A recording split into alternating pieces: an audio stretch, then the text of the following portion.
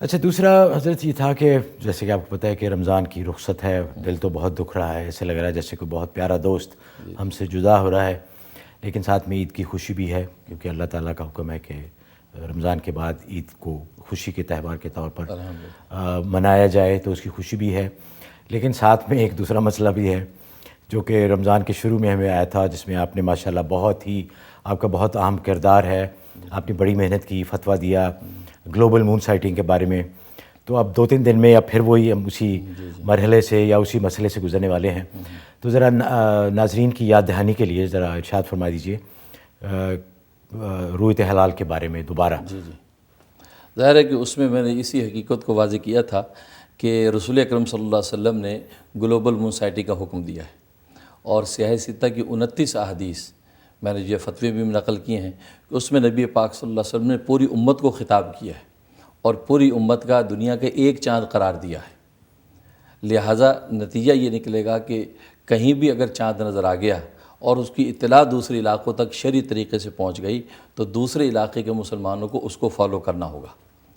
اس طریقے سے یہ یونٹی پیدا ہو جاتی ہے۔ تو نبی کریم صلی اللہ علیہ وسلم کا منشا بھی یہی ہے کہ پوری امت جو ایک ہی دن میں رمضان کا آغاز کرے اور ایک ہی دن میں وہ عید منائیں اور ایک ہی دن میں قربانیاں ہوں۔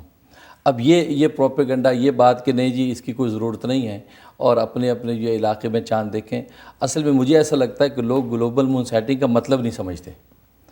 دیکھیں، اپنے علاقے میں چاند دیکھنے کی ممانعت نہیں کی گلوبل مون سائٹنگ میں، آپ اپنے علاقے میں چاند دیکھیں۔ ایک چھوٹی سی مثال دیتا ہوں، بلکہ ان حضرات سے بھی میں پوچھتا ہوں کہ آپ اپنے علاقے میں چاند دیکھ رہے ہیں، نہیں نظر آیا، کسی اور علاقے کی اطلاع آپ کو پہنچ گئی شرعی طریقے سے، اب آپ بتائیں کیا کریں گے؟ ظاہر ہے کہ اس کو ایکسیپٹ کریں گے، کیونکہ نبی پاک صلی اللہ علیہ وسلم اس میں موجود ہے، ابو داؤد کی حدیث ہے کہ نبی کریم صلی اللہ علیہ وسلم نے چاند دیکھا، نظر نہیں آیا۔ نتیجہ یہ ہے کہ آپ نے جو 30 دن پورا کرنے کے لیے اگلے دن روزہ رکھا۔ تو عصر کے قریب ایک قافلہ آیا باہر سے، تو انہوں نے آ کے گواہی دی کہ ہم نے کل شام کو چاند دیکھا ہے۔ تو ظاہر ہے کہ یہ عید کا چاند تھا، تو آج عید کا دن ہے۔ تو نبی کریم صلی اللہ علیہ وسلم نے اس باہر سے آنے والوں کی گواہی کو قبول کیا اور حضرت بلال سے فرمایا کہ اذن فی الناس، کہ لوگوں سے کہہ دو فلیفطروا، روزے کو توڑ دیں کیونکہ یہ عید کا دن ہے، تو فلیصلوا غدا، ہم اب کل عید کی نماز پڑھیں گے۔ ظاہر ہے اس وقت نماز کا ٹائم نہیں تھا۔ تو سوال اصل میں یہ ہے کہ لوکل آپ چاند کی کوشش کریں، لیکن سوال یہ کہ اگر باہر سے خبر آ گئی تو اس کو لینا ہے یا نہیں لینا، اس میں سنت کیا کہتی ہے۔ تو بالکل اسی طریقے سے جیسے سعودی عرب کا مسئلہ میں نے کہا کہ یہاں امریکہ والے لوکل دیکھیں، لیکن ان کو سعودی عرب سے اطلاع آ گئی کہ مکہ میں چاند ہو گیا، شرعی طریقے سے ان کو خبر مل گئی، بالکل صحیح۔ اب حدیث اور سنت یہ کہتی ہے آپ اس کو فالو کریں۔ اور حضرت جس زمانے میں یہ سہولت نہیں تھی کہ اطلاع آ جائے دوسرے علاقوں سے، اس وقت تو ٹھیک تھا، لوگ اپنے اپنے حساب سے عید کا لیتے، لیکن جب یہ سہولت موجود ہے اور بڑی اوتھینٹک سہولت ہے، اس میں یہ نہیں ہو سکتا کہ فون پہ آپ کو غلط اطلاع آ گئی، وہ صحیح اطلاع آئے گی، ای میل ہے، ٹیکسٹ ہے، ٹیلی فون ہے اور دوسرے بہت سے ذرائع ہیں، تو پھر اس سے فائدہ اٹھانا چاہیے۔ تو اس میں پھر امت کے اتحاد کا تصور آتا ہے۔ تو یہ کہنا کہ عید ایک ہونا، یہ اس کا تصور ہی باطل ہے کہ ضروری نہیں کہ عید ایک ہو، تو یہ غلط ہے۔ اگر یہ بات ہے تو نبی پاک صلی اللہ علیہ وسلم نے پھر گلوبل مون سائٹنگ کا حکم کیوں دیا؟ اس بات کا جواب دیں۔ اچھا، انہوں نے اس لیے حکم دیا کہ تاکہ پوری امت ایک دن میں خوشی کا دن منائے، کیونکہ اصل میں پہلے جب لوکل زمانے تھے، ذرائع مواصلات نہیں تھے کہ ایک شہر میں عید ہو گئی، اس شہر کے لوگ عید منا رہے ہیں، دوسرے شہر والوں کو خبر نہیں، ٹھیک ہے۔ لیکن آج تو یہ صورتحال ہے کہ ایک گھر کے اندر 2-2 3-3 عیدیں ہیں۔ اگر دنیا کسی کونے پہ عید ہے تو دوسرے کونے والوں کو اطلاع ہو جاتی کہ عید ہے، تو یہ پوری دنیا گلوبلائز ہو گئی ہے۔ تو اس لیے یہ جو تصور نبی پاک صلی اللہ علیہ وسلم کی، یہ تو ان کا معجزہ ہے کہ آپ نے آنے والے زمانے کی گلوبلائزیشن کو سامنے رکھا اور ایک ایسی چیز کا حکم دیا کہ ساری کی ساری امت ایک دن میں اس خوشی کو منائے گی، اور عید کو نبی پاک صلی اللہ علیہ وسلم نے قومی تہوار، قومی خوشی قرار دیا۔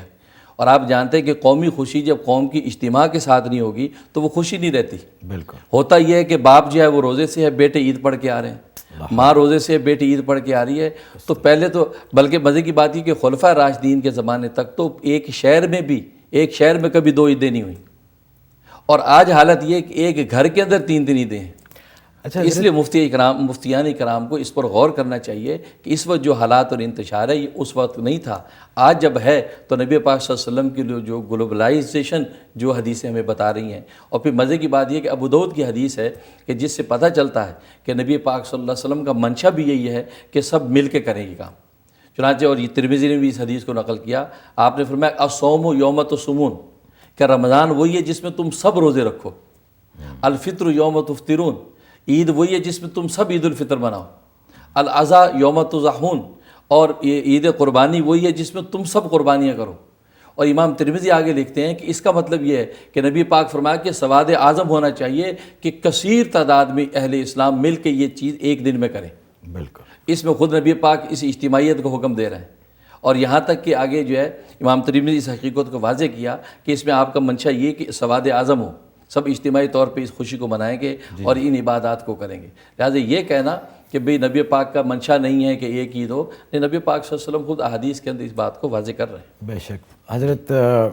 آپ کی محنت اور آپ کی برکت سے الحمدللہ رمضان تو ہم نے اکٹھے سب نے کیا، اور انشاءاللہ عید بھی ایک ہی دن ہوگی۔